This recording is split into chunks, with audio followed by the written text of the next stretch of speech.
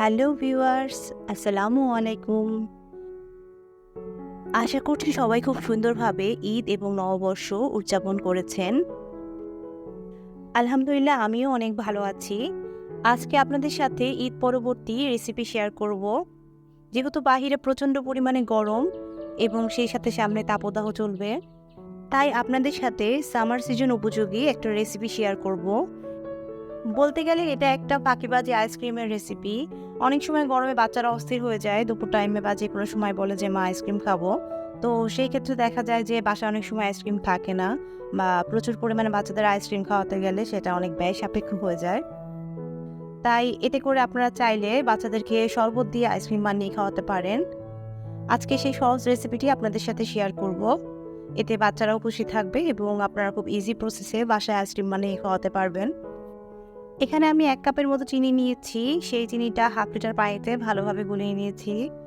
এরপর টেস্টমির একটা প্যাকেট আমি দিয়ে দিচ্ছি এর ভিতর।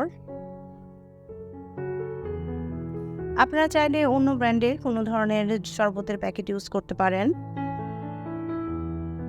এরপর একটি আইসক্রিম মোল্ডের ভিতরে এটা আমি সেট করে নিব।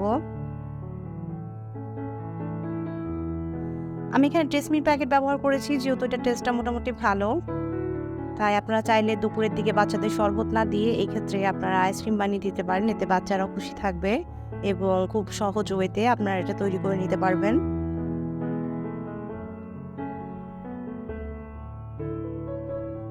এখন এটাকে ফ্রিজে 6 ঘন্টার জন্য সেট হতে দিয়ে দিব।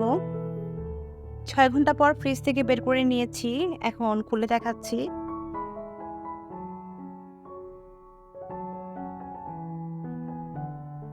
এই তো একটা ফাঁকিবাজি আইসক্রিম রেডি হয়ে গিয়েছে। বাচ্চারা অনায়াসে খেয়ে নিবে। আপনারা চাইলে এভাবে বাসায় বাচ্চাদের জন্য ট্রাই করে দেখতে পারেন।